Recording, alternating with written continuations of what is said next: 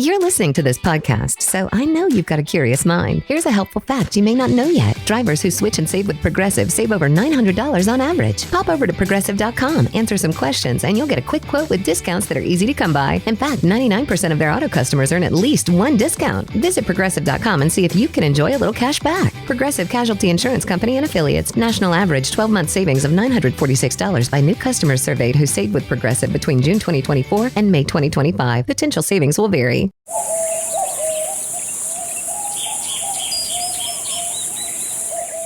As a chef, I know flavor doesn't begin in the kitchen.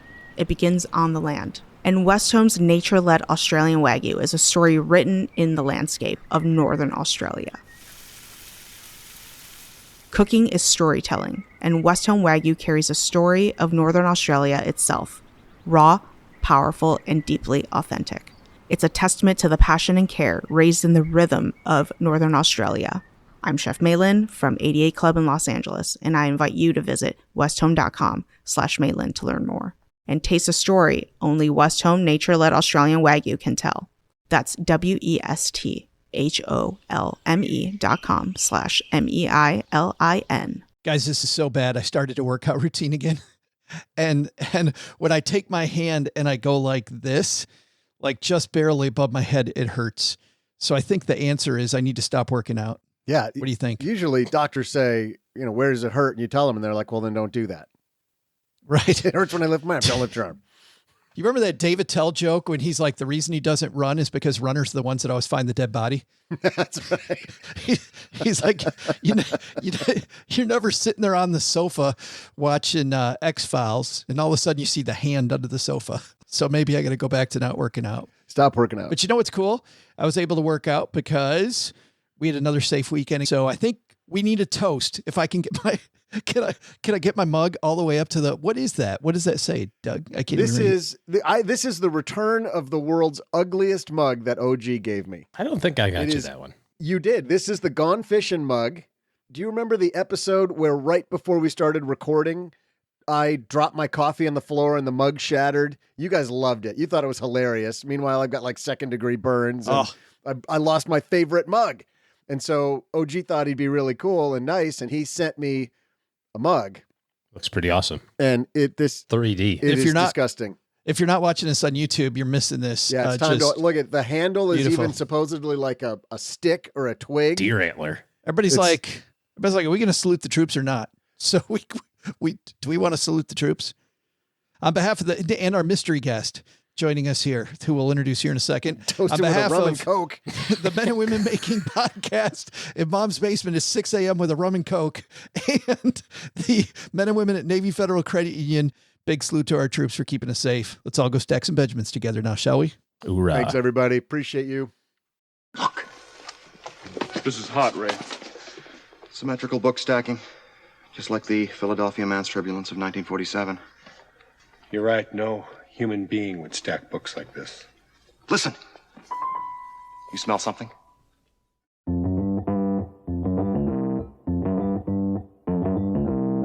Live from Joe's mom's basement, it's the Stacking Benjamin Show.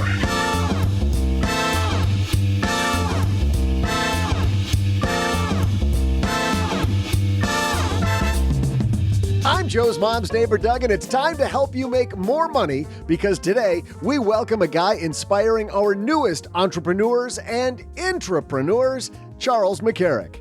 Plus, we welcome a special guest co-host, the guy responsible for campfire retreats happening across America, Stephen Boyer.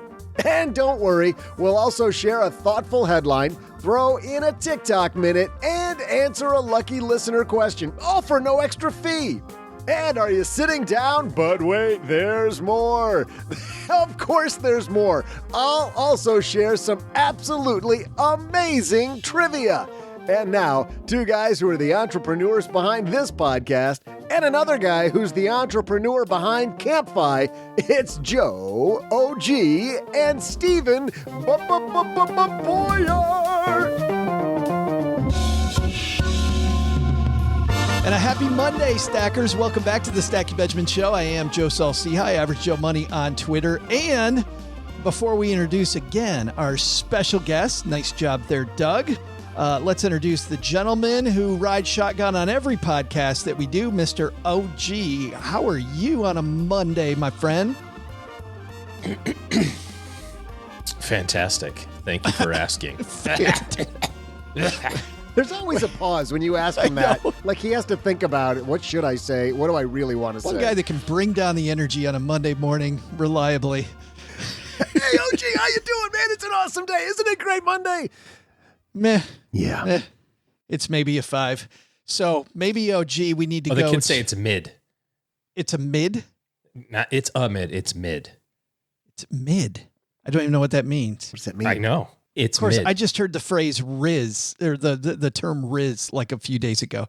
I feel like, welcome to the Guys Who Are 100 Years Old podcast. Joe Saul-Sehy. It's not Yeah, mid. let's introduce the guy who's doing the hippest thing, OG. He's doing the hippest thing. He's getting people together to talk about financial independence. Does he swear? No, I said to be square. Oh, to be square. Hip. To be square. Oh. Okay. To be square. Also curious if he swears, but I mean, that's a different reason. That's exactly what the hip people do. They make Huey Lewis in the News references. But a guy who's way cooler than Huey Lewis in the News, Stephen Boyer's here. How are you, man? I'm good. How are you guys? You're probably already wondering what the hell you're doing here is what's going on, I would think, right? I'm just enjoying the show. Well, let's talk about the show because we've got a big show coming to Northern Texas early next month. You're bringing some very special guests to your Texas version of Camp Fi. Yeah. So Camp Fi is just it's a retreat, like a weekend retreat for people who want to hang out, who talk about some financial independence, lifestyle design, things like that. Really, it's just a fun getaway with cool people. We have one in Texas coming up next month. Usually try to have like 4 speakers. We're going to have Paul Thompson. Who? Paul, big real estate entrepreneur. Yeah. Paul's going to be there. Roger Whitney. Never heard the of him. Retirement answer man. All right, well, I'm just going to say the name, and you could just go right there with the description. You're good. This is awesome. And Cody Garrett. Cody Garrett, CFP, who we see on Twitter all the time, lighting up the Twitter sphere. Right. And then there's this other guy. I can't remember his name. Oh, probably horrible. Probably. I got it written down here. Joel. Is it Joel? Joe Saul-Sehy, I think is how you say his name. Yeah. That guy. Oh my goodness. Well, let's talk for just a second, Stephen, about Camp Fi, and I'm so glad you're here riding along with us today. We're not going to spend a lot of time talking about Camp Fi, but how did you get this thing started? This all branched out from Camp Mustache, I think. Mr. Money Mustache's camp? Yeah. I, like a lot of people, sort of jumped down the financial independence rabbit hole, starting with Mr. Money Mustache article that came across my feed at some point. Became a fan of the blog, as many other people have, and realized there was a retreat up in Washington State. So I did that back in 2016, had a great time. Thought, man, I'm in Georgia, and that's a long way to go. So I was like, let's try to bring one a little closer to home. So I asked permission, could I do a Camp Mustache branded camp down in Florida? They said absolutely. It was great. We had 38 people show up in January of 2017 for the first camp that I did. And after that, we all talked about maybe, now that we had one in the Northwest, we had one in the Southeast, we talked about sort of servicing all the other regions to make it more accessible for more people. Understandably, the organizers didn't really want to take that burden on. So I just took it on myself, changed the name, and ran with it. Now, that's how Camp Fi was born. And you've got them all over. The first one I went to was Camp Fi Southwest. And then I'm going to Camp Fi Texas. You have Southeast. There's one along the Atlantic coast. Camp Fi Midwest is another big one. And of course, Rocky Mountain always seems to get a lot of people. Yeah, we have them everywhere. I think we have 6 locations, 8 camps. So wherever you are, there should be one pretty close or close enough to you to where you can make it.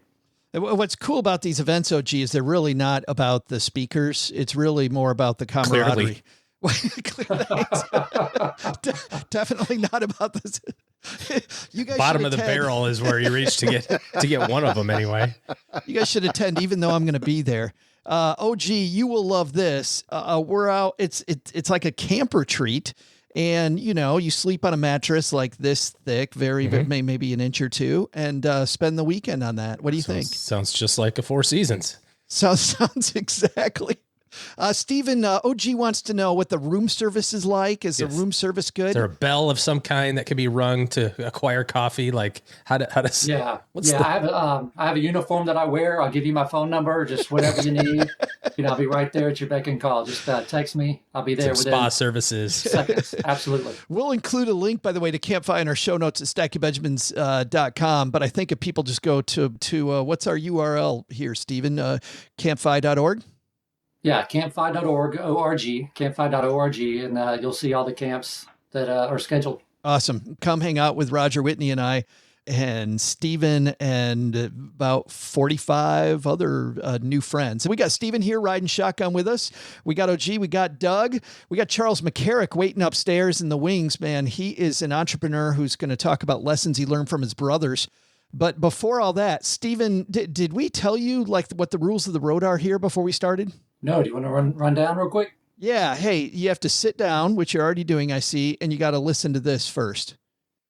I had a breakfast mentoring meeting yesterday with a young woman who was just amazing. She is graduating from college with a degree in wealth management, and she reached out hoping for some pointers. And listen, if somebody's in Texarkana and wants to go into this beautiful field of personal finance and helping people get their money together, that is incredible. But even more incredible is how she reached out, how she was trying to network. And I was having a discussion that finding the right person and avoiding the wrong person for a role, that's what can make or break an organization. And we just don't see that many qualified people. So how do you find them? Well, Indeed sponsored jobs is a boost whenever you need to find quality talent. If you're hiring, Indeed is all you need. You can stop struggling to get your job post even seen on other sites. You'll match with quality candidates with Indeed's sponsored jobs. Get matched with and hire quality candidates who can drive the results you need. Reach candidates who meet your specific criteria like skills, certifications, or location. It drives me crazy when I'm matched with all kinds of people who aren't a fit. I don't have that kind of time. People are finding quality hires on Indeed right now. In the minute I've been talking to you, companies like yours made 27 hires on Indeed, according to Indeed data worldwide. Sponsored jobs posted directly on Indeed are 95% more likely to report a hire than non-sponsored jobs. Spend less time searching and more time actually interviewing candidates who check all the boxes. Less stress, less time, more results. When you need the right person to cut through the chaos, this is a job for Indeed sponsored job. And here's what's cool, stackers. You're going to get $75 in sponsored job credit to help get your job the premium status it deserves at Indeed.com/podcast. Just go to Indeed.com/podcast right now and support Stacking Benjamins by saying you heard about Indeed right here at Stacking Benjamins. Indeed.com/podcast. Terms and conditions apply. Hiring, do it the right way with Indeed. Do you got it? Doug, I don't think he's got it. Hold on, Stephen. Let's do that. Here's another one. In business, there is no room for guesswork. Every shipment matters. Every deadline counts. And when you're trying to keep operations running smoothly, the last thing you need is uncertainty. That's why reliability is at the core of USPS Ground Advantage. From the moment your package is first scanned in, it moves through a secure nationwide network, aiding in a timely and accurate delivery. You get near real-time tracking so you can keep up with your shipments. And with affordable upfront pricing, there are no hidden fees or surprise surcharges to throw off your cost sheets. It all adds up to predictable deliveries you can depend on, because knowing your logistics are handled lets you focus on everything else, your customers, your team, and the future you're building. Visit USPS.com/Ground Advantage to start shipping with confidence. USPS Ground Advantage. We mean business. Now do you got it, Stephen? I got it. Awesome. All right, time for us to roll. Let's go. Hello, darlings. And now it's time for your favorite part of the show, our Stacking Benjamins headlines. Our headline today comes to us from the Wall Street Journal. And it's a piece, OG, that you found written by Shane Shiflett and Ben Foldy. This popular crowdfunding company, popular fintech company called CrowdStreet is in the news. The headline says, missing millions and a rabbinical arbitrator, real estate deal gone bad, hits popular crowdfunder. Tell me what's going on here, OG.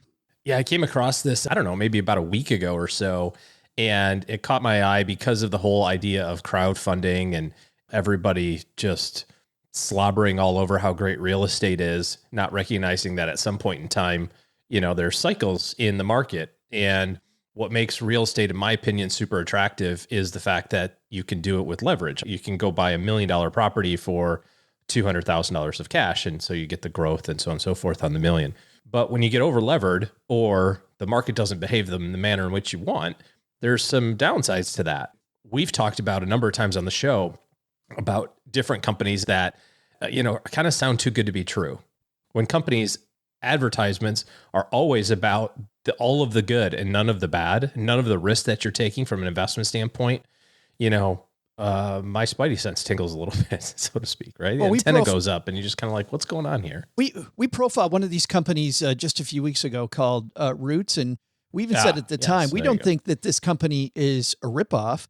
We just think that the founder is overly emphasizing what can go right and not telling investors enough of what could possibly go wrong. And when you have something like real estate, the fact that bad things can happen is true. This piece starts off, the writers say, one of the biggest platforms that promised to give small investors access to major real estate projects missed red flags and funneled cash into firms that fabricated their past. That's not a good look. Now it's facing deals gone bust where $63 million of customer cash has gone missing. CrowdStreet raised $4 billion for property developers by touting big returns, but many deals fell short. Stephen, I want to bring you into this conversation because as a person that invests, we've seen the last several years, we've seen this fintech craze, right? A lot of people investing with smaller fintech firms. Have you seen this at Camp FI where people spend time talking about getting into some of these cool fintech ideas? I haven't heard it being brought up in like group discussions, but we've had people talk about the crowdsourced real estate funding options, REITs, and also, but yeah, I mean, hasn't been a major component of discussion as far as I've seen over the past few years. Yeah, I know that there's been some people that run syndications. Paul, who's going to be there with us, is a guy who syndicates real estate investments. But I've known Paul for a long time. Paul always talks about what could possibly go wrong in investing. It seems to me, though, that people kind of look past the stuff that could go wrong, Stephen. Like even if they tell us, we're like, no, what could possibly go wrong? Right. And so, I was looking up, did a little research. I saw that it's I think they tend to target ultra high net worth people for these projects, these investments. And so maybe it's just a different mindset. Like, I don't think that I'm sitting across the table from ultra high net worth people too much at Camp FI. So maybe it's some mindset of the people who they're super optimistic, think bad things can't happen. If it does, they can just take the hit. Maybe they're in a different place mentally or emotionally when it comes to investing versus most normal, I'll say normal investors. The interesting thing about a lot of these projects, crowdfunding type of deals, is that everybody who is kind of the middle-class millionaire thinks that this is how ultra high net worth people invest. And that's not how it is at all. If you look at the vast majority of net worth of $10, $20 million net worth people, it's mostly in business assets. The vast majority of net worth of, your traditional 10 to $200 million net worth person isn't in syndicated real estate deals, or it isn't in private equity and hedge funds. But what happens is the middle-class millionaire seems to think that this is the only way to get invested. This is the way all the cool kids are doing it. And so that becomes the siren song of like, well, we can get you invested in this cool stuff for the low price of only $25K. And you can invest $25,000 and be with the big guys, so to speak. And the reality is that that's not really what happens. Yeah. And so it's the little guy who gets hosed in any bad deals. And that's why I got excited, Stephen, about this topic and you, is because, the conversations I experienced at Camp FI's where about the investment should be boring, right? You got all these people at Campfire after Campfire talking about how, hey, I made it there, but with none of this sexiness at all. Yeah. The typical financial independence community approach is, the VTSAX, the broad-based index funds, those types of things are a high percentage of someone's portfolio. And so, they might have play money, and maybe that's, play money for some of the 10 to 20 millionaires is much more than what would be considered play money for a lot of us. So again, that perspective might be different. Even in the FI community, people, will say focus mainly on these boring investments, like Joe was saying, but have a little fun. If you can afford to go and, play around, it's like the equivalent of going and buying a lottery ticket in a way. Like, there's an entertainment side of it, this fun, exciting upside. But if you lose a few bucks, then it's not going to hurt you a whole lot. But like this article here, they're talking about 63 million went missing. And I think with some deals in Atlanta and Miami, $63 million went missing. Well, it's a $4 billion platform. That's what, under 2%? So that's just a bad day on the stock market. Right. So if you're looking at it from the 4 billion perspective, but if you're looking at it from like these are $63 million, and that's a lot for most people to kind of, it's all about perspective. That $63 million seems like a lot to a lot of people, but if you're looking at a pot of 4 billion, it's not 63 million of one person's 4 billion. That represents that $60 million in this particular case represents probably the vast majority of life sum total investments for, mom and pop investor who had $100,000 and went, this is all I've got. And so I'm going to invest this, you know what I mean? Exactly. And so you're right. $60 million against 4 billion. It's like, well, that's just a crappy day, but I'm not saying I'm agreeing with you. I get that. I'm just saying from the management side of the company. Yeah. They can look at it. They're looking at line items and they're looking at seeing $4 billion. What's $60 million? Right. It's missing. Which is a problem, OG, that we've had with some of these crowdfunding platforms anyway, because to Stephen's point, accredited investors are people that generally have a high net worth. They're people that if they lose the kind of money that represents the relatively small sum that Stephen's talking about, they can shrug it off because this is probably one of a bunch of things. But when we get into crowdfunding, we then end up with investors not as sophisticated, thinks this is the way a lot of people buy real estate, and we get sucked in with too much money into this platform. And then we find that these promises these companies make don't happen. In fact, a Wall Street Journal review this piece writes of 104 completed deals and other deals that were aborted or still in process, found that many failed to meet returns suggested in the sales pitches. We see this all the time in real estate, especially people selling this snake oil that you and I had this problem with Fundrise, right? Fundrise back in the early days was selling this idea that somehow real estate, which has been around for thousands of years, they'd picked the lock. They'd done something nobody else could do. Are you kidding me? How are these people all of a sudden smart enough to make additional returns that other real estate investors have never done? I remember their tagline used to be engineered for superior results. Well, who the hell doesn't engineer for superior? What if it's engineered for mediocre results? Yeah. That's not going to bring in much money. Yeah, this all comes back to the fundamental reason why this stuff exists is because people don't have a plan for what they need to do to reach their goals. And if you don't have a plan, then you don't have any idea how close or how far away you are. You just have your, the mental map of what you think. And so you look at your balance sheet when you're 50 years old and go, oh my gosh, I'm so far behind. The only thing I can do is try to hit home runs on every pitch. And the reality is that, and I know you guys have tons of stories of people like this who wake up on their 50th birthday or 55th birthday and go, okay, I got to figure this out and figure it out. So it's not a life sentence, regardless of where you are, to say like, well, I'm just going to be broke for the rest of my life. You need to sit down and, work through the planning process of like, here's where I am, here's where I want to go. And what do I have to do? What changes do I have to make? The reality is those changes aren't going to be fun, right? If you're 50 and you don't have any money saved for retirement, well, you got some work to do. There's no doubt about it. But the answer isn't to throw all of your money and all of the resources that you have into long shots, hoping that you can catch up because you feel behind. math is a really powerful thing. And you find out, even if you start from scratch at 50, you got a long way to go. Absolutely. You can do it. Well, no, you can. And the boring way is frankly a much better road. Stephen, somebody I met at a Camp Phi, Becky Heptig, part of the Catching Up to Phi podcast.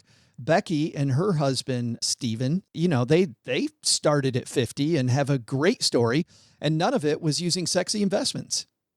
Yeah. When OG was talking a few minutes ago, that's exactly who I was thinking of. I'm glad you brought them up. Yeah, so they started late. They found themselves at a net worth of 0 at age 50. And they're in their early 60s, I think, now, and they're financially independent. And they're living a good life. They're not sustaining themselves on rice and beans. So it can be done no matter what age. There are a lot of people in that same situation that she and Stephen, her husband, were in. And so they have been catering to that niche lately. And they have an online community that's growing super fast. So if any of your listeners are over 50 or feel like they're starting behind, maybe check out their community. We will link to both Becky's blog and the podcast in our show notes at stackingbenjamins.com as well. I think this is a great place to leave it, just that it starts with process. Roger Whitney, the retirement answer man, says this. And OG, we talked about Roger's great line last week. We were talking about bad advisors. It starts with process, not with product. And if you're thinking this product's going to solve my problem for me, you might have an even bigger problem.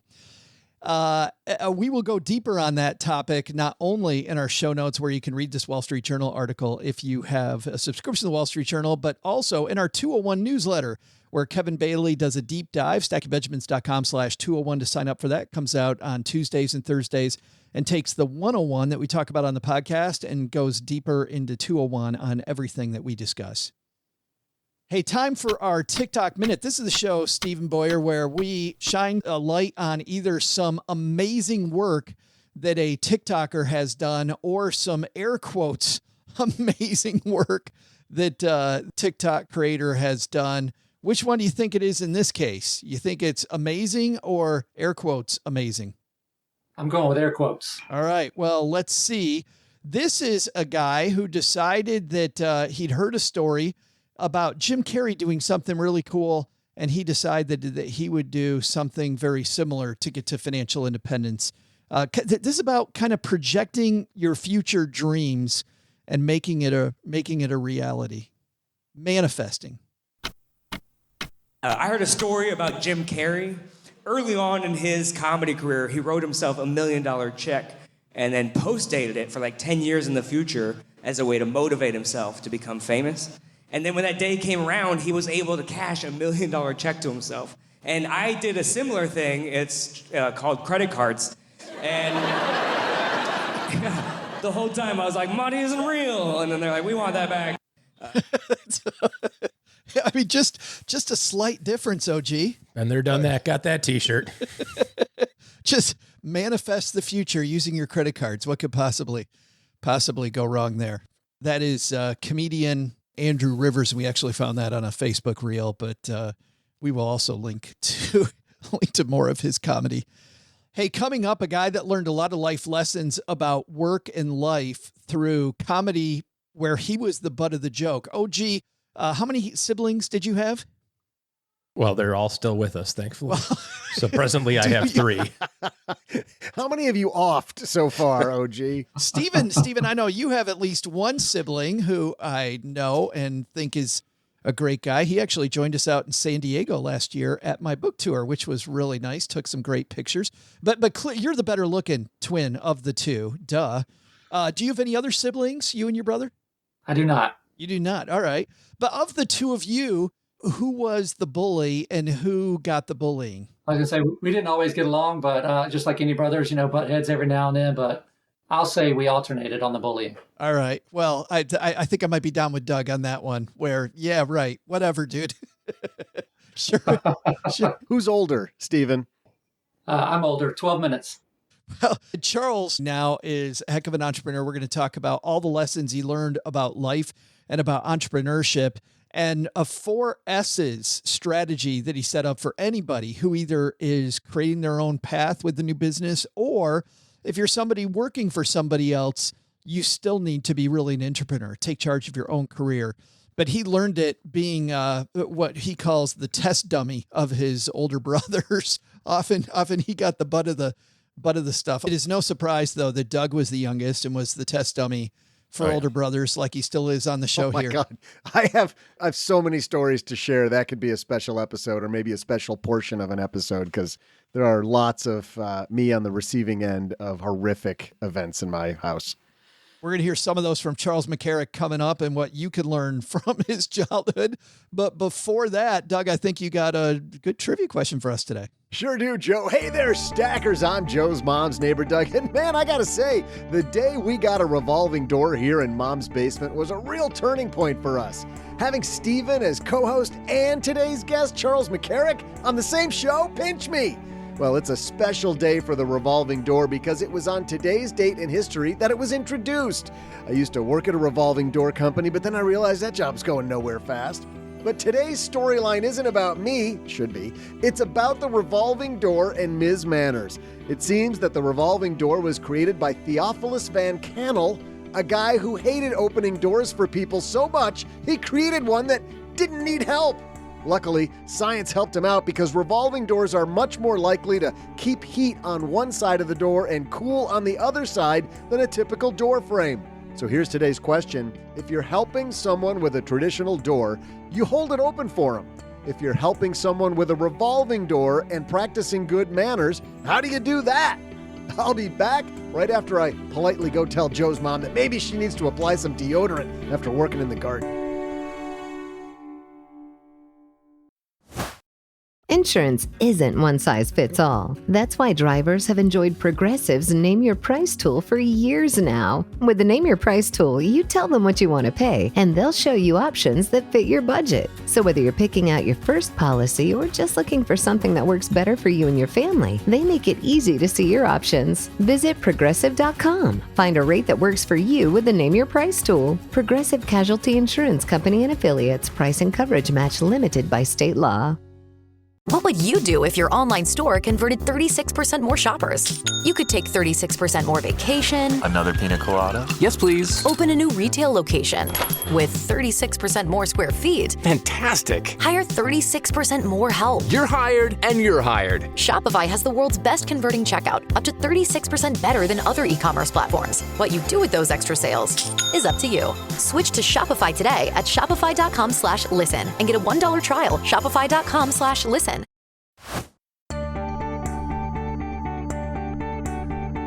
Hey there, stackers. I'm Joe's mom's annoyer and basement super smeller, Joe's mom's neighbor, Doug. While it might not be great for your health to tell Joe's mom to apply deodorant, it is a great idea to install a revolving door in your building. Did you know that revolving doors capture at least 30% more energy savings in many cases? It's true! And also is the answer to today's Ms. Manners trivia question. If you're hoping to win over a big deal, to score more Benjamins, you hold the door open as a gesture of being polite. However, approached with a revolving door, what's the polite thing to do? When faced with a group of people and a revolving door, it's polite to actually go first, helping everyone move the door along. That ensures the person behind you doesn't have to push or even touch the door. And as an extra bonus, you get through first without looking like a complete jackhammer. And now, to help you be the opposite of a jackhammer at work, let's say hello to Charles McCarrick.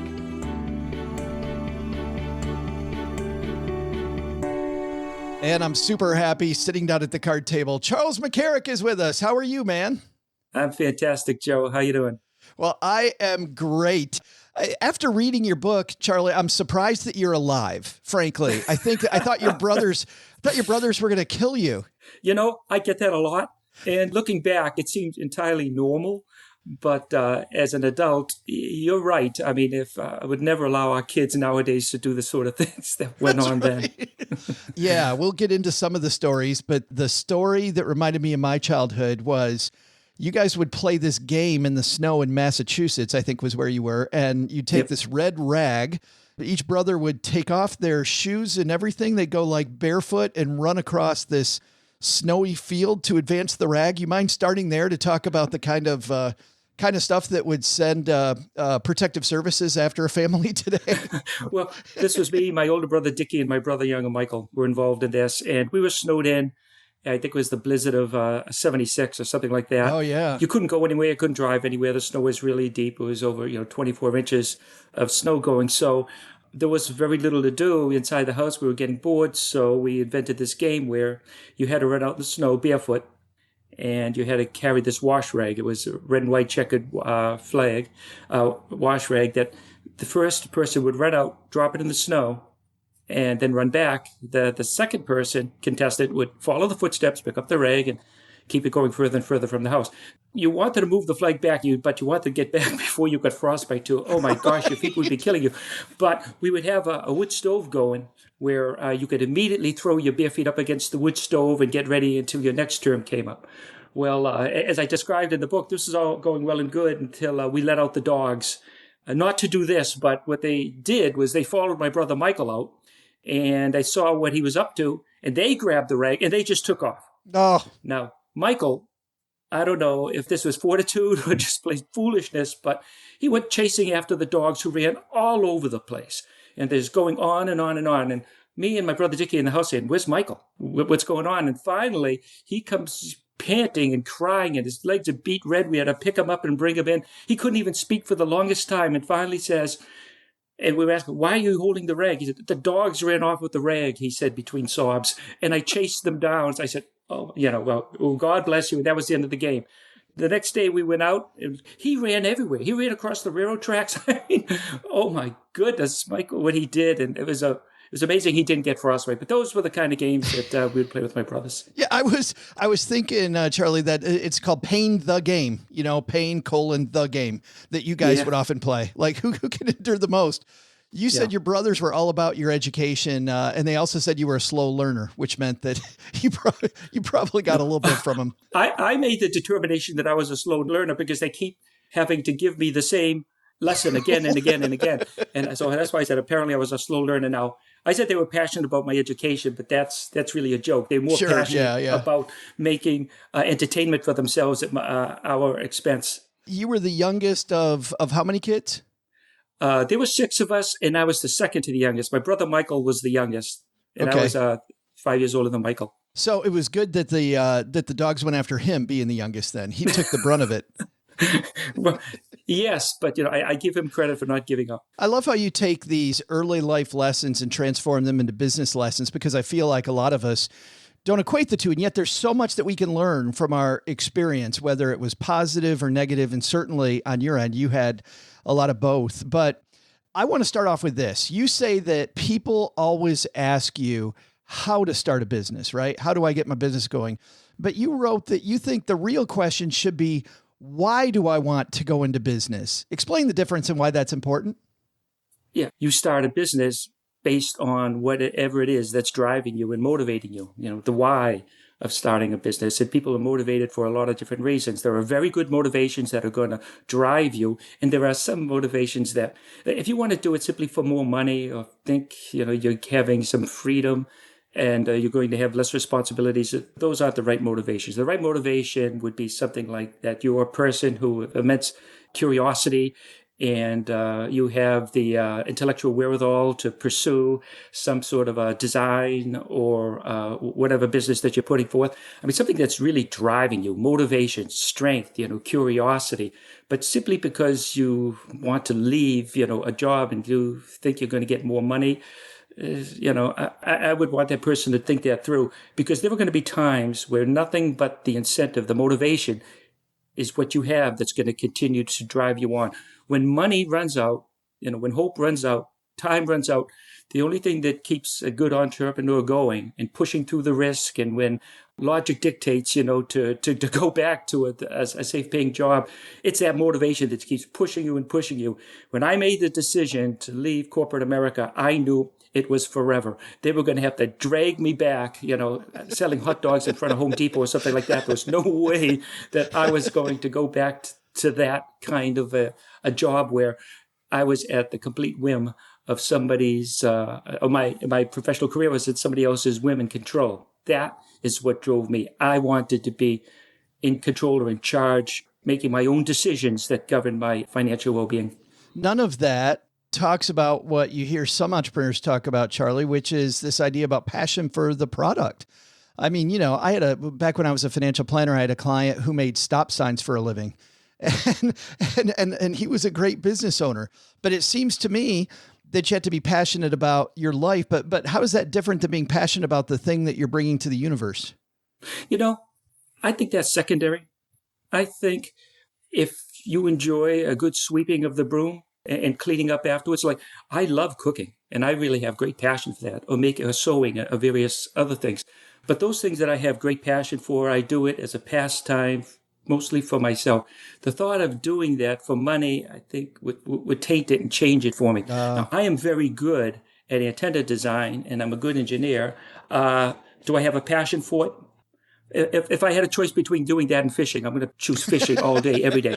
But it's something I'm good at and something that, I know how to, and I know how to bring to market and I know where I fit in the industry. So that works for me. So this passion thing, I get it, but I don't know that bringing something, I would say, if we were going to be honest with ourselves, it's more of an obsession than passion. Yeah. No, I think that's good. And that obsession, I think, grows the more you get into it. I bet you got more obsessed with antennas the more you knew about antennas and you knew kind of the science behind them and how to make them better. Well, the reason I call it obsession is every waking moment I was thinking about antennas. I was having conversations with people and I learned how to nod my head and blink my eyes, but I'm thinking I was solving antenna problems in my head. I'd go to sleep thinking about antenna problems. You must be great, Charlie, at dinner parties thinking about antennas. I can imagine you in the corner just regaling somebody on antennas. No, nobody wants to hear it. And, what do you do for a living? Antennas. Oh, good. And then they turn away and from I'm gone, yeah. So you're not going to make any friends socially talking about antennas. Nobody wants to hear it. And I can hardly blame them. But, once you get me started, forget it.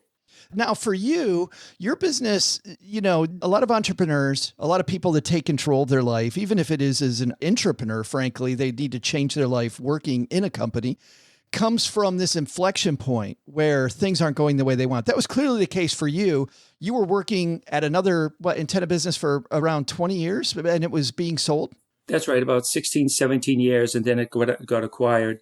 And I put it that I was a casualty in an acquisition gone horribly wrong. But I always had in my mind anyway that I was eventually going to start my own business, even, from a younger age. But I was content at that company up to that point, and everything I really needed was there. I didn't, striking out on my own and taking the responsibility and all the risk that was associated with it. It wasn't worth it to me because I had a nice secure job, which I thought was stable. But then some other company came in, as you pointed out, and they bought it. And I was about as useful to them as the table or any other corporate assets that existed in the company. So once I came to that realization, I said, I'm done. But that's so frustrating because, there's some business owners that listen to the show. There's leaders of other people. And clearly they could have kept a guy like you who, wasn't going to make this huge life move had they done the right thing.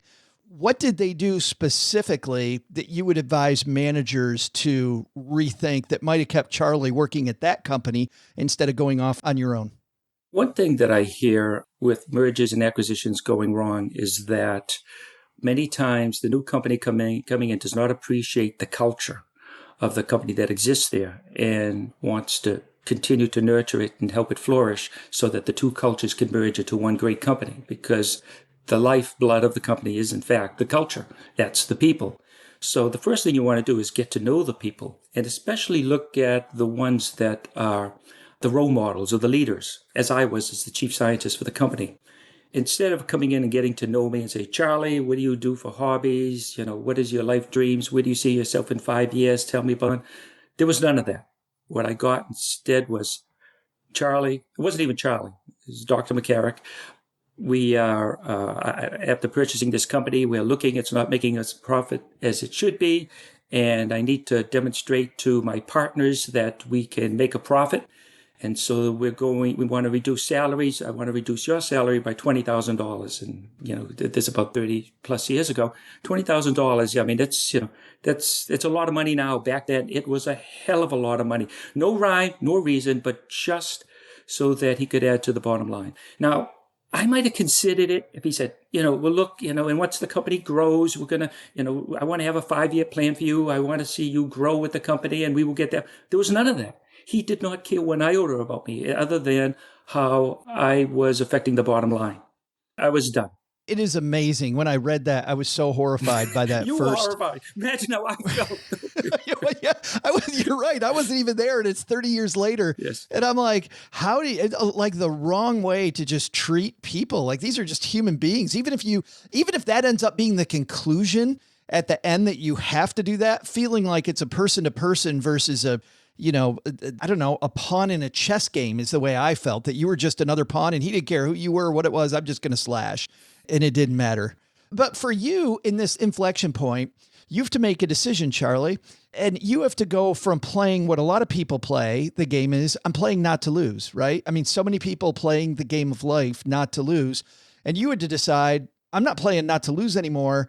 I'm playing to win. And this was a key message you got from your brothers, because your brothers, when you were young, you talked about you would play games with your brothers not to lose. You and Michael, I think, were kind of beaten down if you won. Talk about the games of not playing to win, but playing not to lose when you were growing up. Okay, a couple of things. First of all, if you recall the lesson that I talked about when I was describing what happened to me when that merger and acquisition went wrong and I had the meeting with the new owner. I was out feeding the dogs, and we had the dog Honey, and the dog Honey stretched her leg and kicked a piece of dog into my mouth while I was singing. So my mouth was open for it. You know, what a shock. So appalling and so gross. I could not spit it out because it was like spitting out mud. And the more I tried to spit and move it around, it just coated my mouth. So, I ran to the house crying. My brother Dickie said, "Oh yeah, you're going to die." And, my mother helped me. But the thing is, the reason I use that is because I had a choice, right? A horrible choice, but I could either have swallowed it or refused it and spit it out, which I did. I refused it, right? I rejected it. But if I had swallowed it, I would have been swallowing for the rest of my life. And it was the same thing with this encounter. If I had accepted this so-called proposal of knocking my 20,000, of becoming a bump in the bottom line, that's would have defined my career forever. I wasn't going to do it. I wasn't going to swallow it. So at that point, I knew I had to move on my own and take my own responsibility, playing to win, to succeed, as opposed to playing not to lose. There's a huge difference there, right? Because we used to have Olympic races, my brothers and I. You'd run around the track, and it was Billy and Hank teamed up against me and Dickie because we were the closest in age. While they would chase us around, hitting us with, my brother Hank said it was briars, but it was holly branches, as I remember. They would whip us with the holly branches to get us to run faster and faster.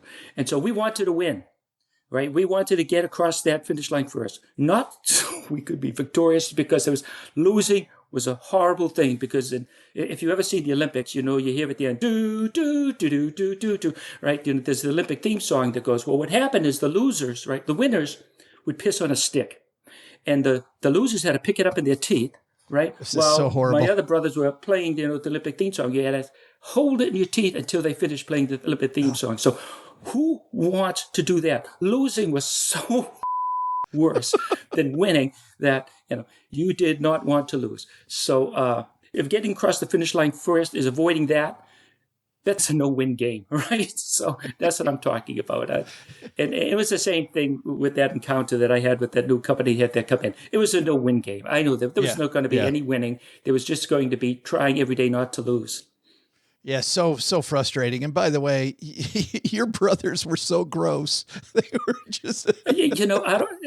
I don't know. I can't believe it's all that different, because some of the people, a lot of people have shared some of the stories they've had with their brothers, and then all that different. Oh yeah. Now, being pushed off the barn roof in a wheelbarrow to simulate flight, I'll admit that was dangerous. Or the electric handshake and some of these other things. But yeah, you're right. Some of the stuff was pretty gross now that I think about it. Okay, I'm not going to argue with you on that point. Some of the stuff was gross. It just kind of reminds me a little of the movie Jackass, where you guys are the TV show where you guys are almost daring each other. Let's go further. Let's see what we can do. Of course, my brother and I did a lot of the same stuff, but that's for another podcast. But so your business is born out of frustration. A lot of people say that, I need seed money. I need to make sure that I'm up and running, that things are going to go, smoothly. You write in this project that if you've got 2 weeks worth of money, you're able to go. Talk to me about this idea of moving from the secure job over into the world of entrepreneurship? When I talk about the thing that drives a person, what motivates you, what's pushing you forward, I've heard so many people say, oh, I'd start my business if I had about a year's worth of work ahead of me. A year's worth of work ahead of you. The company doesn't have a year's work ahead of her. Or if I had 2 years, or if it's 6 months, 8 months. And I said, well, just forget it. You can't, that's not what an entrepreneur lives day by day, week by week. Shoulders that risk, is working hard, is almost hungry for the next job, and is excited by the fact that they are being driven to the next job. When I had left the company, I said I had roughly 2 weeks of potential work ahead of me. I knew I couldn't expect 6 months or a year worth of stability or pay in front of me. I had to start out from ground zero when talking to a couple of people who said, yeah, we think we can give you some work. Yeah, we'll throw us a little consulting your way. And I added up, well, that's enough money to survive for 2 weeks. Good enough. And off I went. But I had 0 weeks. I still would have done it. But when I give advice to others, I say, look, your threshold cannot be 6 months, a year, 2 years. I mean, that's ridiculous. If your threshold is greater than a week or two, you really should think whether or not you have the motivation to do this, or at least a plan in place that's going to guarantee that, because what you're describing at that point is something you already have. Yeah, you're looking for security, not opportunity, I think. That's a really good point. And you have security, or at least you have the illusion of security, working for the job that you have. But opportunity, right, comes in many flavors and is often disguised. But as an entrepreneur, a smart entrepreneur recognizes the opportunities because they come along as obstacles, and then you realize it's an opportunity. That's what a good entrepreneur does, transforms obstacles into opportunities. You have organized your thoughts into really a 4-step process, 4 ideas around running a business. You call them the 4 S's. At the end of our time here together, Charlie, I'd like us to just take a second and talk about what these 4 S's are. First of all, the idea of the 4 S's, where did that come from? Well, after I read the book and after writing it, and I was reading through it, and I realized there was a character trait that existed, sort of a theme that was a thread that tied the entire story together. And as I broke it down, I said everything was based on people, 1 or 2 people coming together and making this decision. The decisions they made were based on character. Character, of course, is developed during times of adversities. When you face an obstacle, that's when character is developed. Good character, bad character. And when we got into trouble, usually there was somebody of bad character involved. When we got through with it, usually our good character took us through. And I realized that these character traits came down into 4 different categories. 2 of them were ascribed to, personal, a human character, and the other 2 were character related to the business or the company, for a total of 4 characters, or 4 S's. The S's come with each of these character categories, begin with the letter S. Number 1 is salability. That means salability can be like likability, meaning the ability to sell yourself. It's how you emote yourself to the world, how you represent yourself, whether you bring value to a transaction, to a relationship, to a discussion. People like you. I'm sitting down talking with somebody like you. I see your eyes are twinkling. You're very intelligent. You're a person I could see right away that I would like it. We would get along with. It doesn't take long to figure that out. You have good sellability. The next S is stop, Charlie, keep going. Stop, keep going. But I do want to say something about that. When I first saw these 4 S's, I want to stop and let our Stacker community know about this. I thought salability was around product, but the fact that the product is you gets back to that character thing you're talking about, which I think so many entrepreneurs and not even entrepreneurs, people inside business that are trying to get the next job, trying to get their boss's attention, trying to impress a customer. It isn't about the product as much. People buy from people. And I don't know. That one just really hit me hard, Charlie, because I feel like people look at salability in a completely different way than you do. And I thought there's a big refreshing aha there. Well, people buy from people, and the product is interesting and important, but that's more of the obsessive thing as opposed to the passionate. The product almost doesn't matter. There's entrepreneurs in every walk of life, every type of industry. You can be successful. The product is almost immaterial. Yeah. You just, and it's a given that you have a product that you're going to build the company around. And that's where the second S comes in, is sensibility. Again, sensibility is the situational awareness that you have as an individual understanding what the industry needs are, such as you don't want to sell another Coca-Cola, right? Because that's fairly well covered. So you have to bring something that's new and valued, something hopefully that's not a commodity, something that's special, that is going to distinguish you. And that's what I mean by sensibility. Now that sensibility towards the product, sensibility towards the transaction, is you have to know who you're talking to and who you're dealing with. It's easier to spot a snake, but as far as a snake personality, that might be a little bit more difficult to discern. And so you have to be sensible of who you're dealing with, the transactions that you're getting yourself into. And of course, it goes without saying that the product that you or service that you're offering is something that is going to fit a need in the industry that you're going to be able to build revenue off of. Yeah, to me, the big aha here was sensibility. Truly, I think, Charlie, is a lot about listening. I think you really make that point, because you can't sell a product until you listen to the market. And if you're trying to sell yourself again internally to your boss, until you know your boss, you know what they're actually looking for, and you know the other people competing for your boss's attention, you can't find that niche that you're really looking for. So I think in sensibility, there's got to be a lot of listening. I'm thinking about, there's your brothers who are going to have some fun with you, goes all the way back to Sun Tzu and the Art of War, right? Which is the best the best battle's the one that's never fought, is exactly what you're saying. Yes, that's right. Yes. All right. Which brings us to sustainability. Okay, sustainability is something that's more involved. It's the transformation of you as a person and a team as a company. Now, a business, of course, is something that you could put down the paper. You'd see the accounting, you see the transactions that take place, bills of materials or whatnot. I distinguish a business from a company. As a company is now a group of people or a team that bring life to the business. And now you have culture starting to develop. Well, so with sustainability, now you have a team of people running a company that is not dependent on any one person, any one particular piece of equipment, or for that matter, one customer. Because if those things drop out, right, then the company is over. Let's say that I'm a one-person business, right, and I quit. Well, the business is non-existent because it doesn't sustain itself. If you don't have a business that's sustainable, then what you have is a job. And a job is okay, right? There's absolutely nothing wrong with that if it's bringing in the income and it's fulfilling your needs.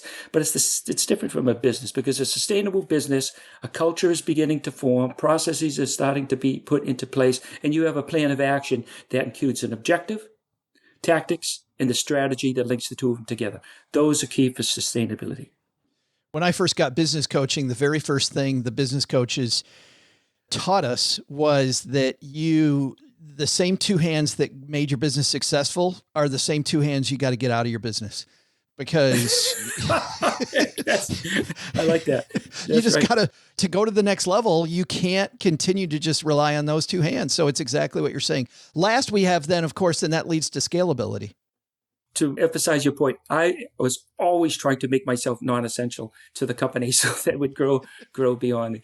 For scalability, you think of something that increasing in size or in magnitude. And I think every business or many businesses want to grow. And what does that mean? What does that look like? And so if you have a strategy with an objective to grow, and you set a revenue increase, and you have a strategy to get there, you need metrics, right, to look at, to see that you can put your hand on as variables that you can make the strategy work. And a lot of people look, well, we have more employees, therefore we've grown. We have more revenue, therefore we've grown. We're selling more product, therefore we've grown. I don't think those are the right metrics, and those don't necessarily describe scalability. Okay, you have more revenue, but what about your profit margin? Is it still at the same percentage? What about the team? Do you still have the quality of the team, the good culture? Are you still following the processes? And last but not least, but most important, what about the product quality? Sure, you've increased quantity, but what about quality? Are you still maintaining the quality that you had in the very first product that set the expectations that won you the job in the first place? Or is it diluted somehow? Now, the product could be a service. Have you somehow diluted that service where you're no longer talking to people face-to-face at dinner, but now you're talking to them over the phone or you're listening to a recording? That's diluting the human experience or the product itself. Now that you found you're making more of these widgets and you found ways to make them cheaper, have you compromised the quality of the product? So I'd say that a good scalability plan is one that meets the strategy, the company, to bring you from the objectives to the tactics, but does it in a way that does not dilute the company, the experience to the customer, the expectations continue to be met, but the culture is growing, and it's growing stronger, and it's growing better.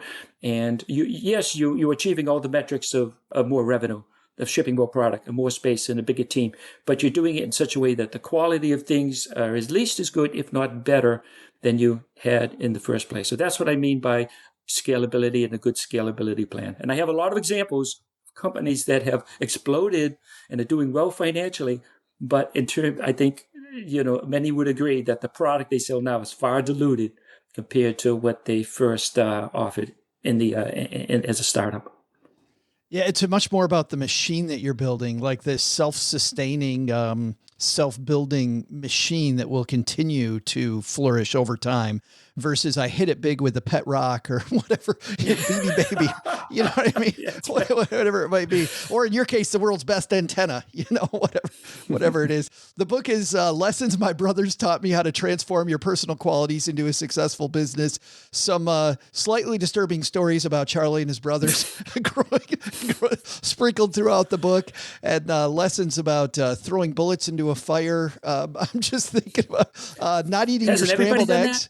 Yeah, not eating your scrambled eggs. There's a good one there too. I'll let people read that. But where's the book available? Everywhere?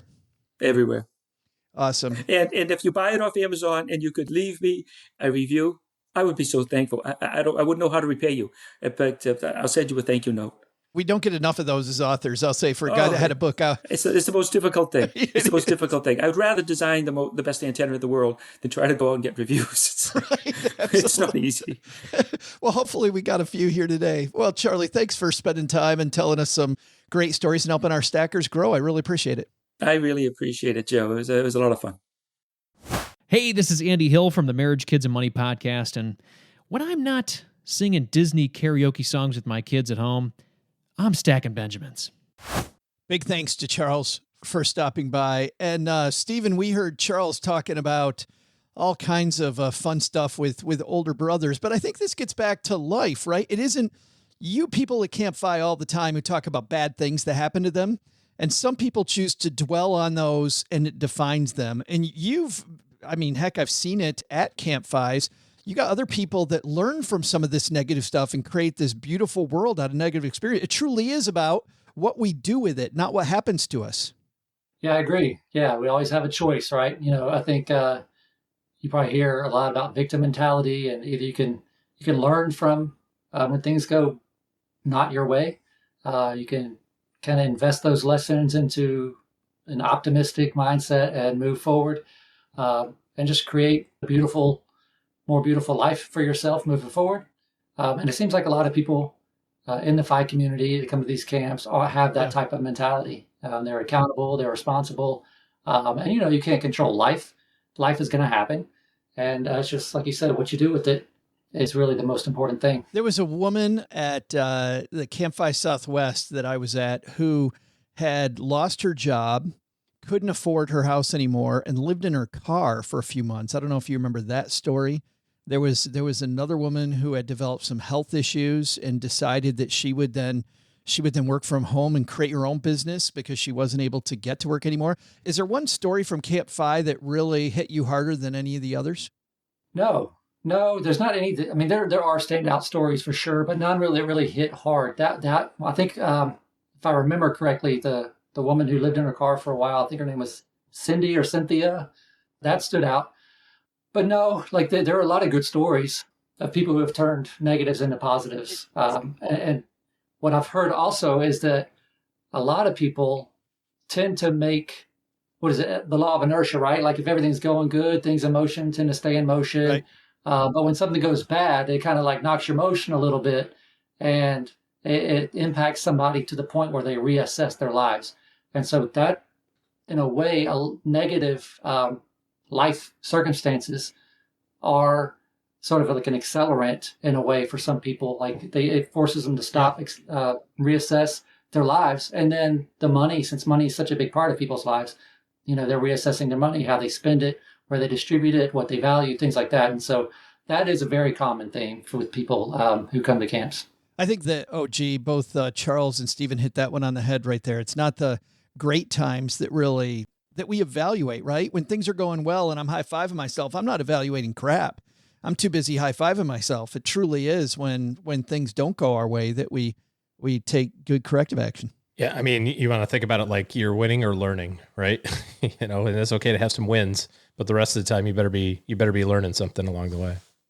Hey guys, let's throw out the Haven Lifeline and tackle some of life's most important questions. Our friends at Haven Life Insurance Agency, Stephen, they put what you value first. What do you value first right now?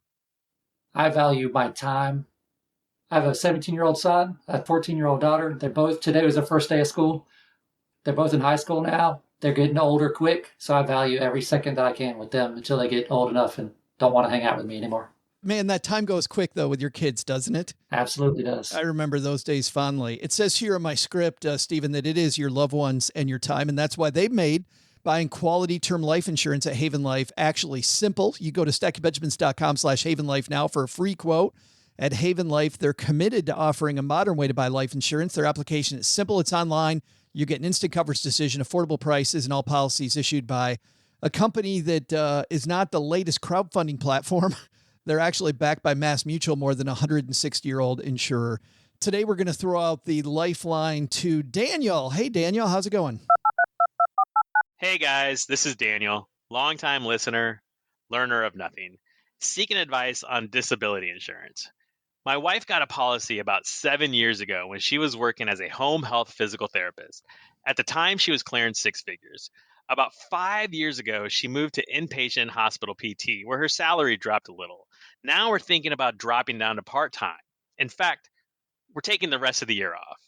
The question is, should we or even can we keep the policy that had her salary at a much higher than it is now and continue paying the high premium? Or do we cancel it and reapply when we return to work in 2024, but knowing her salary will be much lower than it is when she first got the policy? I know this insurance is to replace lost income should something happen. Hey, look at that. I guess I did learn something. Thanks a lot, guys. Keep up the good work. Little osmosis going on there, Daniel. Thanks for the call, man. And OG, it sounds like Daniel, his spouse is going to stop working, and yet he's asking if he can keep the policy, which has a high benefit.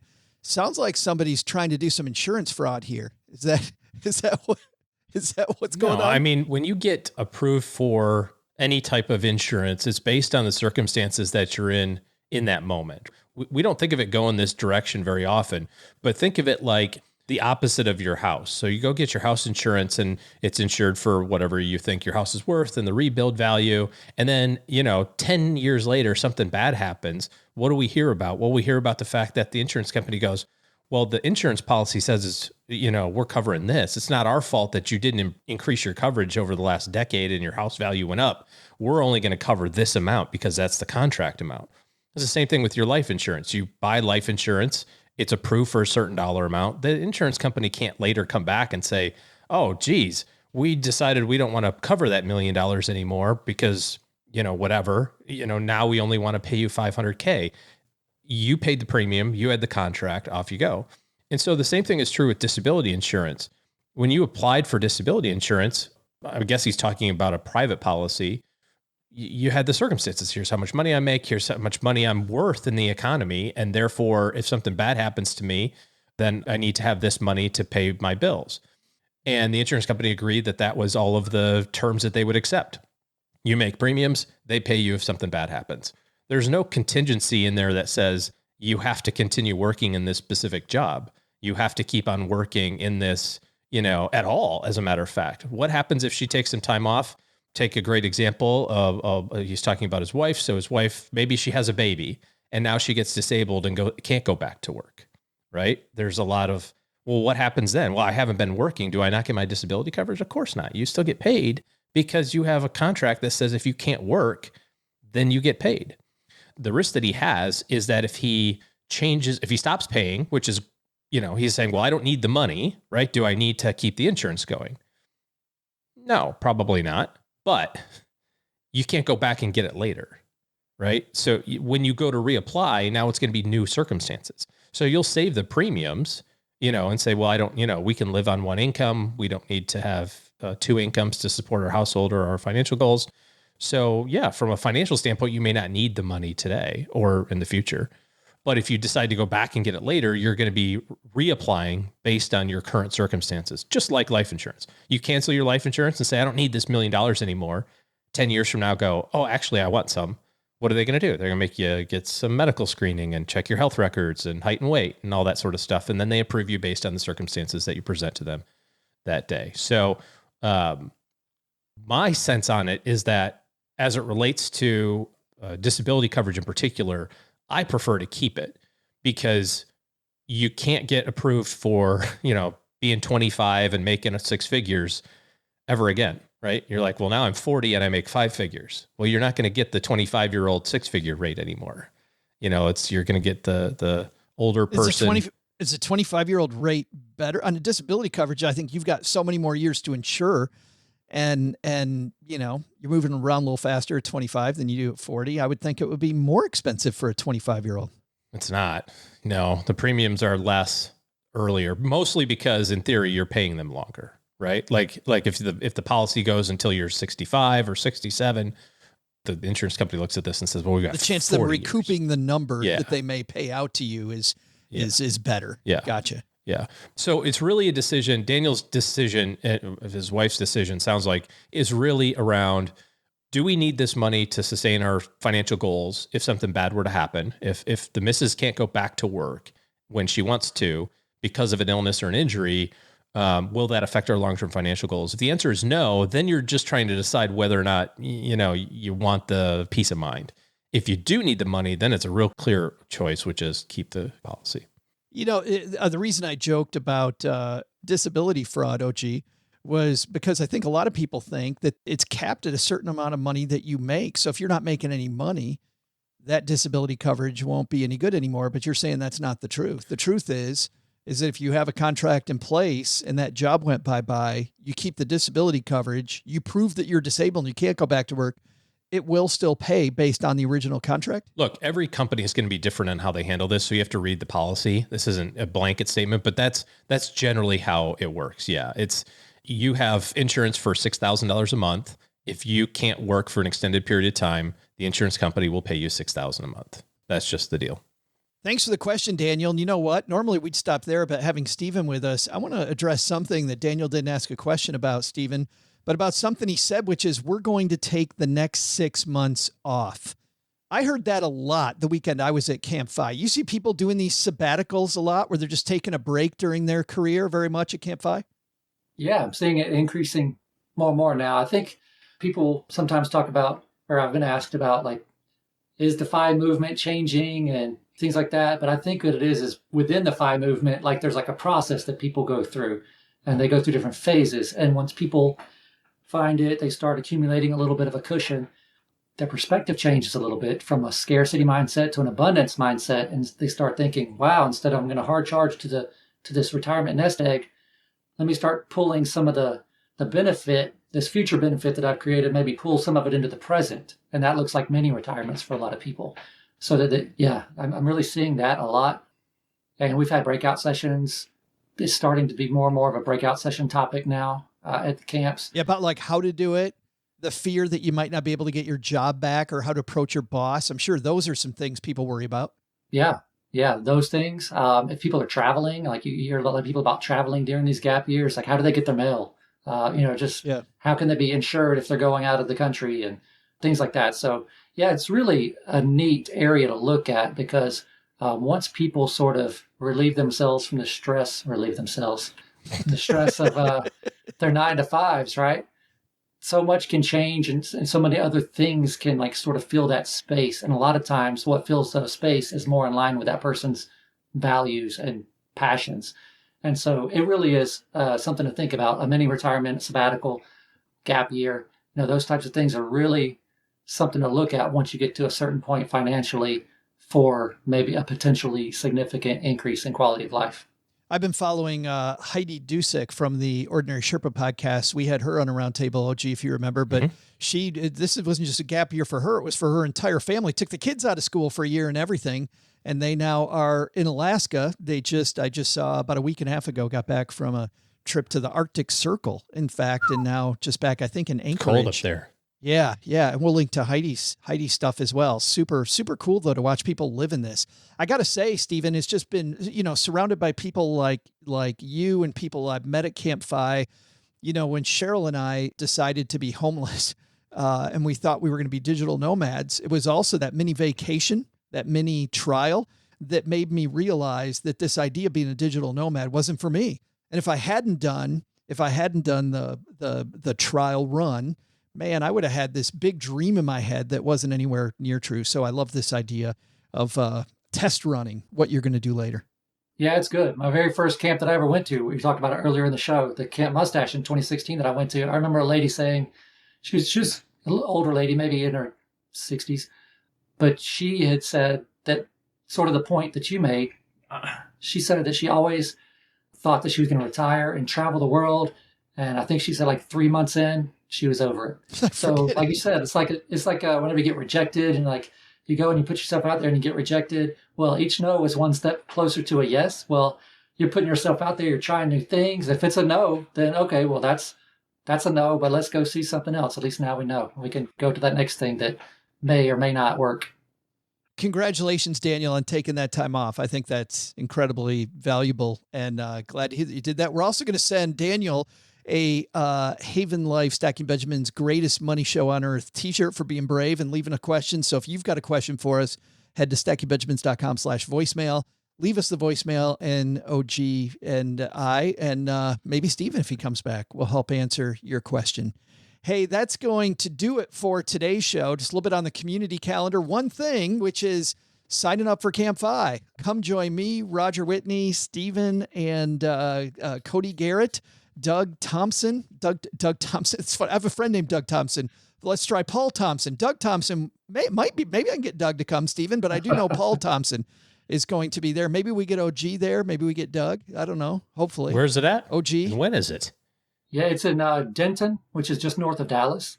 October 8th, 9th, 10th, and 11th. It's a Friday through a Monday. You check in Friday afternoon, head out around noon on Monday. Weekends in the fall. Probably no. I know that stinks. And you could have seen Steven dressed up as your personal valet too, which you're going to miss now. But go to either our show notes, stackingbenjamins.com, or just go to campfi.org and tell Steven we sent you, right? Say, hey, we're coming there specifically because OG's not going to be there. That's why. Hey, I mean, it's close. It's right up the road. I can stop by for a quick minute, but Saturdays in the fall. All right. That's going to do it for today. Doug, man, you got it from here. What should we have learned today? Well, Joe, first, take some advice from Charles McCarrick. Authenticity in the workplace beats Ms. Manners any day. Second, learn from our TikTok Minute and bet on yourself to achieve more. But maybe don't cash that check until you've successfully proven your point. But the big lesson? Turns out you shouldn't talk to Joe's mom about revolving doors because she just wants to get into circular arguments all the time. Circular arguments. Oh, come on! Thanks to Stephen Boyer for sitting in with us on today's show. You can find out more about Stephen and the amazing Camp Fis happening all over the country at campfi.org. Thanks to Charles McCarrick for joining us today. You can check out his book, Lessons My Brothers Taught Me, How to Transform Your Personal Qualities into a Successful Business, wherever finer books are sold. We'll also include links in our show notes at stackingbenjamins.com. This show is the property of SB Podcasts, LLC, copyright 2023, and is created by Joe Salcihai. Our producer is Karen Repine. This show was written by Lacey Langford, who's also the host of the Military Money Show, with help from me, Joe, and Doc G from the Earn and Invest podcast. Kevin Bailey helps us take a deeper dive into all the topics covered on each episode in our newsletter called The 201. You'll find the 411 on all things money at the 201. Just visit stackingbenjamins.com/201. Tina Eichenberg makes the video version of this show. Once we bottle up all this goodness, we ship it to our engineer, the amazing Steve Stewart. Steve helps the rest of our team sound nearly as good as I do right now. Want to chat with friends about the show later? Mom's friend Gertrude and Kate Yunkin are our social media coordinators, and Gertrude is the room mother in our Facebook group called The Basement. So say hello when you see us posting online.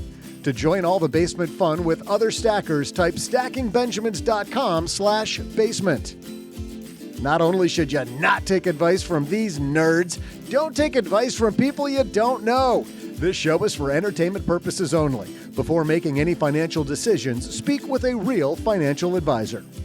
I'm Joe's mom's neighbor, Doug, and we'll see you next time back here at the Stacking Benjamins Show.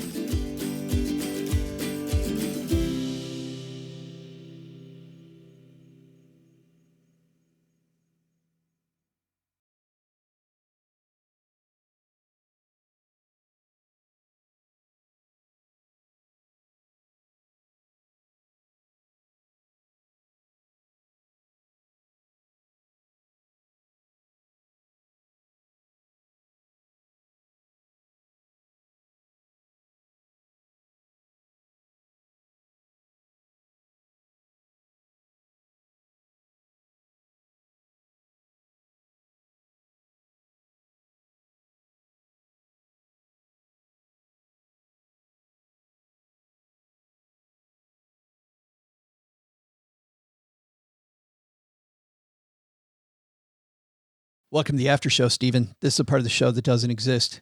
What happens in the after show stays in the after show. So if you find yourself, Stephen, having to refer to it later, just call it dessert if you have to. But it's probably better that you just don't. That'd be good. We have a brand new writer on the show, OG. Like to introduce Lisa Curry to everybody. Lisa has written for the Jim Jeffries show, big show on Comedy Central. She also has opened for Jim on tour. She's on tour now going around the country. In fact, she's going to be performing in a couple weeks in this horrible town called Ann Arbor, Michigan. I don't know if you're familiar with that, but she'll be performing. She goes around the country. We'll tell stackers that she's coming. Sweet. But the reason I brought this up was, Doug, I think it was Lisa who, in our prep meeting for this show, wasn't she the one talking about the person with the dog? Was that her or our marketing maven, Kate? Our communications person with the dog. Can you give me a little more to go on? Because I go in and out mentally of those meetings. They had a dog. They had like a Pomeranian. The story was about a person with a Pomeranian. God, that was Lisa. Yes. We're going to do that one. Oh no. And the dog went first into the revolving door, OG and Steven, and it moved the revolving door just enough that the dog's head got stuck on one side of the revolving door, like as the dog stuck its head in and then they moved it forward and the head went and went through and they couldn't get the head. Pop right off? No. It was just a Pomeranian. It was just a Pomeranian. Just animal PETA. If you have that's like problems with picking a this, jalapeno off the bush. I know. If you have problems with this, PETA, write to Doug at stackingbenjamins.com. He said it, not us. But yeah, not so good. You guys ever been stuck in a revolving door? No? Just this job. Wow, was that all? Did you guys plan that as a setup for OG? That was it. We just ran right into that. Pretty witty. Yeah. I don't like the ones that are like somewhat motion censored. Oh, yeah. Me neither. You're going at a pace. You're like, okay. And then the door's like, you're like, and you're like, come. Yeah. And then you're like, you can't do a thing about it. You're like waving. You're like, I think I need to, back up, sir, don't push the door. I'm like, I'm pushing the door. I want out of this thing. I'm on a mission to get through this. I'm going to push the door. It is hard. You actually got to step backwards because you're generally. I put my hand up and I just go. Off we go. Sir, don't push the door. That's the way to fix it. Tough. Get it out of my way. Steven, you get angry about revolving doors like OG? No, revolving door seems to be like a big city thing, probably more than where I live. I don't experience the revolving door action a whole lot. Any doors probably where you live, huh? Do they even have doors? Wow. Do you have indoor plumbing, Steven? We're getting there. Some of the houses here have them now. Steven, you just got to remember we're in Texarkana, so we can't throw this stone too hard. Because Texarkana. Because Texarkana. Great town. Beautiful town. Hey, what I really want to talk about, though, Steven, is we do have some questions about Camp Fi. Nobody listens to the show. It's just you and me and OG and Doug. I wanted to ask about, are there any weird things that happen at Camp Fi? Have you had times when... So there I was, minding my own business, Yeah. reading my financial independence book. And then I never thought that something like this would happen to a guy like me. Exactly. I found a curious bedmate. All right. This is kind of spur of the moment, so I'm sure that I could think of some better ones, but I don't know if y'all have had this guy on your show before, but there's a well-known FI blogger. His blog We don't need may not names. be, We just want salacious details. there's like this big lead up to, story, but we were at Camp FI Midwest a couple years ago, which is up just north of Minneapolis, and they have a pond that you can there's a little dock, a rope swing, you could swing out, swim in the pond, whatever. It's a beautiful day. We're walking back up to the main house or the main retreat center where we're getting ready for dinner, and I come across some underwear that's just sitting in the lawn, right? And we're like, what is going on? Like, whose is this? So the person I'm with grabs it, puts it on, grabs a stick, picks the underwear up, is walking in with the underwear. It's like, whose is this? And it may or may not have belonged to somebody with a blog that's somewhere between 1,499 days and 1,501 days. I don't know if y'all know who I'm talking about, but it happened to be his. I don't remember the story about why he has his boxers out in the open, just hanging out in the middle of a field. But maybe if you ever have him on the show, you can ask him about it. I think it would have been better if you found Mr. between 1499 and 1501 and Mrs. between 1409 and 1501. You found both of there? Yeah. That would be. Yeah. Yes. Which is the question everybody really wants to know. Because when you think about summer camp, you think about hooking up. What's the hookup rate at Camp FI? Well, I run a poll after every camp. I don't really ask for feedback because, people have said, hey, you should have feedback cards. People can suggest things to improve or whatever. But I'm a sensitive guy. So I'm like, if people don't like it, they just won't come back. People keep coming back, so that's good. But instead of doing feedback cards, I like to poll people. I'm like, how many times did you hook up? Was it with just one person? Was it with two people? Nice. All those stats I keep privately, so I'm not really going to put it out here on your show. But yeah, it happens. Is there a non-zero chance someone's going to hook up at Camp FI? There is a non-zero chance, I'm sure. That's all we need. Okay, Doc G was my roommate. I'm just going to say we had a wonderful time. We had a fantastic. I remember getting your feedback for him. Yeah, that was interesting to read. I was just happy Doc G didn't snore. That's what I'm sure I did, but I'm very happy he didn't snore. So if anybody want to know about Doc G, he does not snore. So there you go. Good to know.